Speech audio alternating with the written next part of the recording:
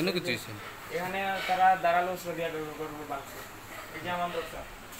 এই দরজা তারা তারা এখন দা দিয়া দরজা ছেড়েছে সরিয়া বাংছে অবস্থা খারাপ বা এই ভিডিওর সামনে তার মারতেই তারপরে এই যে জানালা ভাঙছে আমার ঘরে সিলিন্ডার ফুটে গিয়ে তারা ঘর পালা গেল জন্য তারপর ওই দিক দিয়ে উঠছে উঠে সেটা এই সব বাংসুর করে মানে ও দিক থেকে জি ও রুমের এই দিক দিয়ে উঠছে উঠে সেটা এইগুলো বাংসুর করছে ওইটার মধ্যে আমার মুরগ বছর টাকা ছিল আর স্বর্ণ ছিল এগুলো হয়েছে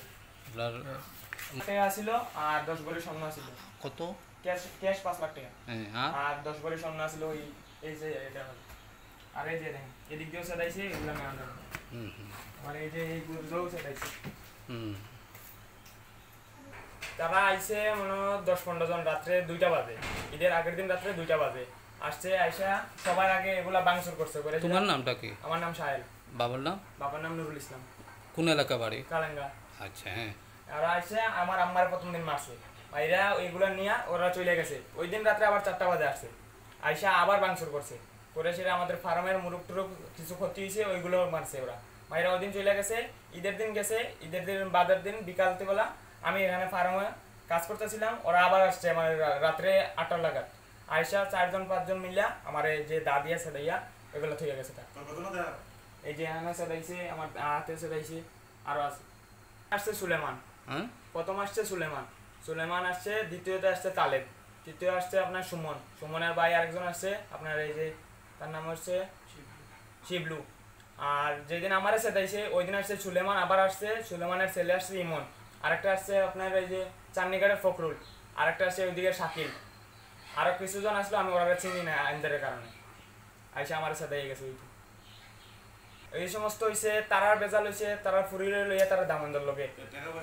আর টাকা পয়সা লইয়া কিছু আর জামেল হইছে অন্য জায়গা আর এরা ইয়া বাংসুর করছে এখানে আর আমার আম্মারে আর আমার হইছিল তারা মার্ডার করার লাগি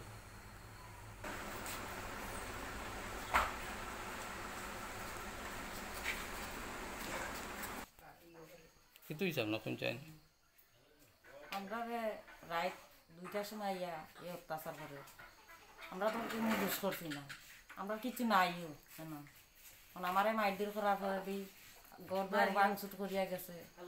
আমার বাইরে পাইলে আমার বাইরে যাবো বললো না আমার ছেলেরে মারছে তখন আমরা বাড়ি টিকতে পারতাম না কারণ আমরা সরকারের কাছে সাহায্য চাই আপনারা আমার কি করুন প্রশাসনের কাছে সুবিচার চাই আমরা শান্তিতে বসবাস করতাম চাই তারা আমরা এই শান্তিটা দেন না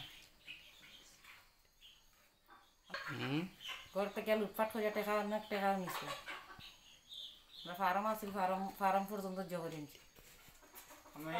আমাদের এলাকার মেম্বার চেয়ারম্যান সবার কাছে জোড়া আমরা সুষ্ঠুভাবে এখানে বসবাস করার জন্য চাই সন্ত্রাসী আমরা থেকে আমরা মুক্তি চাই